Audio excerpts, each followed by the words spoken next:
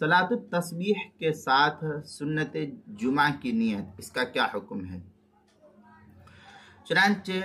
اس سلسلے میں یہ جاننا چاہیے کہ سنت کی ادائیگی کے لیے مطلق نماز کی نیت کافی ہے، لہذا اگر صلاۃ التسبیح کے ساتھ سنت جمعہ کی نیت کر لی جائے تو سنت ادا ہو جائے گی۔ چنانچہ الاشباح والنظائر میں ہے کما اذا نوا برکعت الفجر التحیہ والسنہ اجزات عنہا، اس طریقے کی عبارت الاشباح والنظائر میں ہے۔